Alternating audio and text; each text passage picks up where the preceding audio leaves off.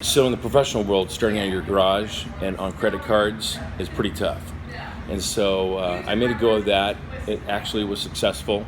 But I thought, the next time I'm going into business, I'm going to do something totally different than what I did. I'm going to look at the world of franchises. So I actually hired a franchise broker, and I had 11 different franchises I was looking at seriously from all across the United States, but located here in Oregon. And unusually, this unusual part of the story is I ended up meeting TJ Southard on an airplane.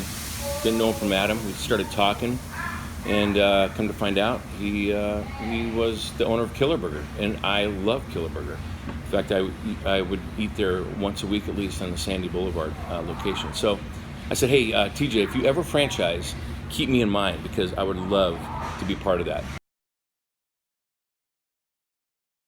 Before Killer Burger, I actually have a degree in music, and I've been using that for 25 years in local churches, actually, as a music guy. But I'm also an entrepreneur, so I began a business out of my garage called West Coast Drape, and had that for about 6 years. We provided professional pipe and drape for events, and ended up selling that in 2014. And so those are the two big things I was doing professionally before I got involved in franchise with Killer Burger.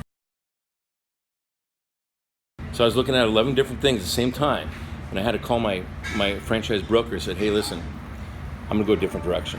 So after hearing, I didn't really need to hear too much from TJ because I tasted the product. I knew it was great. I knew he was opening up other stores, and I knew it was a success here in Portland. And it's kind of like a cult following, really. And so that's how I got involved in Killer Burger. So my role from the very beginning was in the restaurant every day, just because I wanted to. I want to feel what it felt like when people walk in. I want to smell the burgers cooking. I want to come through in the parking lot, smell the bacon cooking in the morning.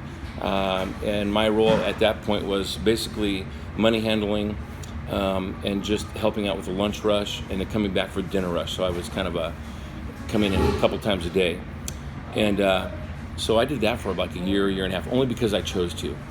But after that, things are handled so well, so I'm able to do other things. I'm able to jump into other areas of life that I really want to. And this thing is running well. And it seems like it's all on the right tracks right now.